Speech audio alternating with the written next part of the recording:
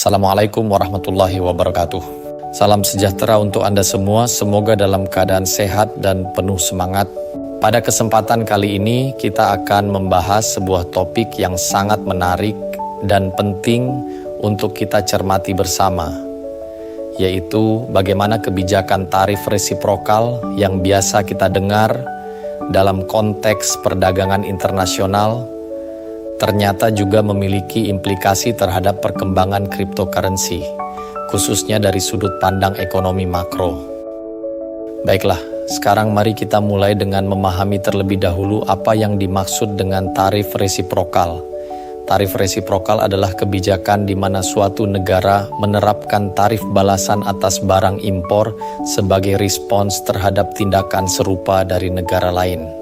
Ini biasanya dilakukan untuk melindungi industri dalam negeri dari praktik perdagangan yang dianggap tidak adil. Pada sisi lain, cryptocurrency atau mata uang kripto adalah aset digital yang menggunakan teknologi blockchain untuk keamanan dan desentralisasi. Bitcoin, Ethereum, dan banyak koin lainnya bukan hanya alat investasi, tetapi juga simbol dari sistem keuangan alternatif yang lebih terbuka dan tidak terpusat. Sekarang mari kita lihat keterkaitan keduanya. Secara langsung, tarif resiprokal tidak mengatur cryptocurrency. Namun secara makroekonomi, dampaknya sangat mungkin terasa. Ketika tarif resiprokal diterapkan, arus perdagangan global menjadi terganggu. Hal ini menyebabkan peningkatan ketidakpastian pasar dan fluktuasi nilai tukar mata uang nasional. Dalam kondisi seperti itu, sebagian investor akan mencari tempat yang dianggap aman atau bersifat lindung nilai. Salah satu pilihan yang mereka pertimbangkan adalah aset kripto. Oleh karena itu, peningkatan ketegangan dagang akibat tarif dapat meningkatkan minat terhadap cryptocurrency sebagai alternatif terhadap mata uang fiat. Ketika ketidakpastian ekonomi meningkat, maka sentimen terhadap Bitcoin sebagai safe haven asset juga cenderung naik. Fenomena ini sudah beberapa kali terjadi, terutama saat terjadi konflik dagang antara Amerika Serikat dan Tiongkok. Namun, bukan hanya sentimen pasar yang terpengaruh. Kebijakan tarif juga berpotensi menyebabkan inflasi, terutama ketika tarif dikenakan pada barang-barang impor yang penting, seperti bahan baku atau barang konsumsi pokok. Jika inflasi naik secara signifikan, maka bank sentral akan terdorong untuk menaikkan suku bunga guna menjaga stabilitas harga. Dampak dari naiknya suku bunga ini pun terasa di sektor kripto. Suku bunga tinggi akan meningkatkan daya tarik aset keuangan tradisional seperti obligasi dan deposito. Hal ini bisa mengalihkan dana dari pasar kripto ke sektor keuangan konvensional, menyebabkan tekanan turun pada harga cryptocurrency. Di sisi lain, ketika tarif menyebabkan perlambatan ekonomi global, daya beli masyarakat dan perusahaan juga melemah. Ketika konsumsi dan investasi turun, permintaan terhadap semua jenis aset spekulatif, termasuk mata uang kripto, juga bisa menurun. Sekarang mari kita pertimbangkan hubungan antara nilai tukar dan kripto. Ketika suatu negara mengalami defisit perdagangan karena tarif, nilai tukar mata uang domestik cenderung tertekan. Jika nilai tukar melemah, maka biaya impor naik, termasuk biaya pembelian perangkat keras untuk mining, biaya transfer lintas negara, dan lainnya. Namun, jika penurunan nilai tukar ini dianggap sebagai gejala pelemahan ekonomi yang lebih luas, maka bisa mendorong masyarakat untuk membeli mata uang kripto sebagai bentuk diversifikasi portofolio. Disinilah muncul efek paradoks.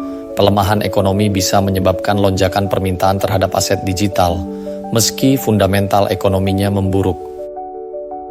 Selanjutnya, mari kita perhatikan aspek regulasi. Ketika negara-negara sibuk menaikkan tarif dan memperketat perdagangan, seringkali muncul kebutuhan untuk mencari ruang ekonomi yang lebih terbuka. Disinilah cryptocurrency menawarkan daya tarik. beberapa pelaku usaha akan mulai beralih ke transaksi lintas negara berbasis blockchain karena dianggap lebih murah dan lebih cepat daripada sistem perbankan tradisional yang rentan terhadap kontrol negara.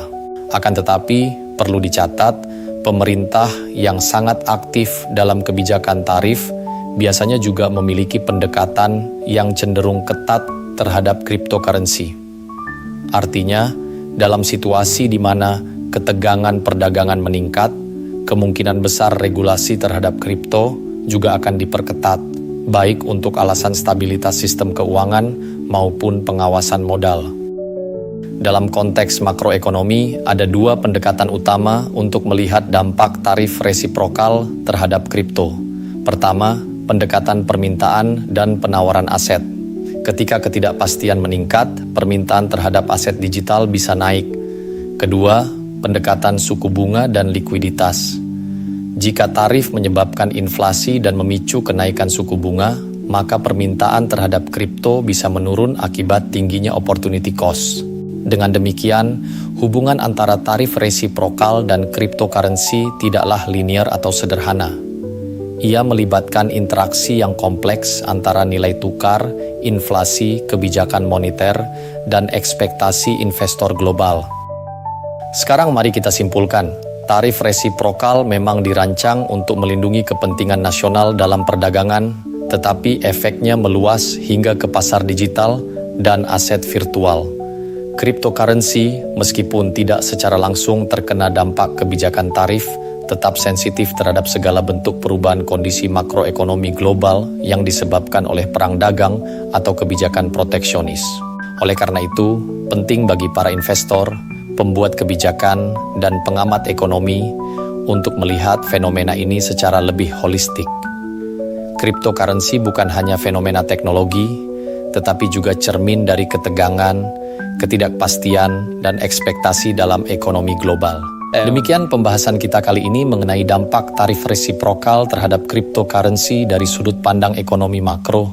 Semoga penjelasan ini dapat menambah wawasan dan menjadi referensi yang bermanfaat bagi Anda. Jangan lupa untuk terus mengikuti pembahasan-pembahasan menarik lainnya di channel ini. Terima kasih atas perhatian Anda.